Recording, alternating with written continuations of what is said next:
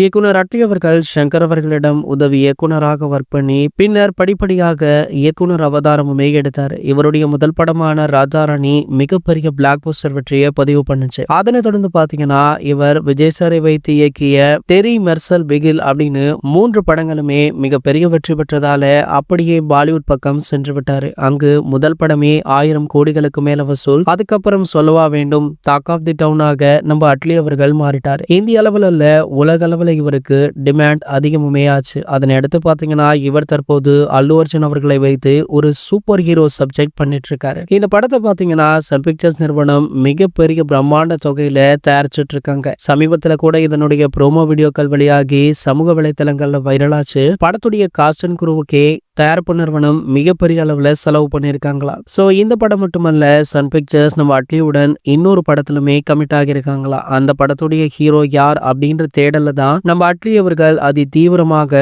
ஒரு சில மாதங்களாக இருந்துட்டு இருந்தாரு. இந்த நிலையில பாத்தீங்கன்னா தற்போது அந்த படத்திற்கான ஹீரோவை சூஸ் பண்ணிட்டாரு. அவர் வேற யாருமே இல்ல, நம்ம ஏகே அவர்கள் தான் அப்படின்னு சொல்லப்பட்டது. காரணம் என்ன அப்படின்னு பாத்தீங்கன்னா சமீபத்துல தான் அட்லி அவர்கள் நம்ம அஜித் சாரை மீட் பண்ணிருக்காரு. பல மாதங்களாகவே வெளிநாடுகள்ல தொடர்ச்சியாக பந்தயங்கள்ல கலந்து கொண்ட ஏகே அவர்கள் சமீபத்துல தான் இந்தியா வந்தாரு. சோ அப்போதுதான் அட்லி அவர்கள் அவரை மீட் பண்ணி இந்த படத்துடைய ஸ்டோரிய சொல்லிருக்காரு. கதை ரொம்பவே ஏகேவருக்கு பிடித்து போக நம்ம கண்டிப்பாக பண்ணலாம் அப்படின்னு சம்மதமுமே கொடுத்திருக்காரு. சோ ஆகையால இவங்களுடைய காம்போல ஒரு பக்காவான தரமான படம் உருவாகிட்டு இருக்கு அப்படின்றது கிட்டத்தட்ட உறுதியுமே செய்யப்பட்டிருக்கு. இது போன்ற செய்திகளை பற்றி நீங்க உடனே தெரிஞ்சுக்க நம்மளுடைய சேனலை மறக்காம சப்ஸ்கிரைப் பண்ணிக்கோங்க.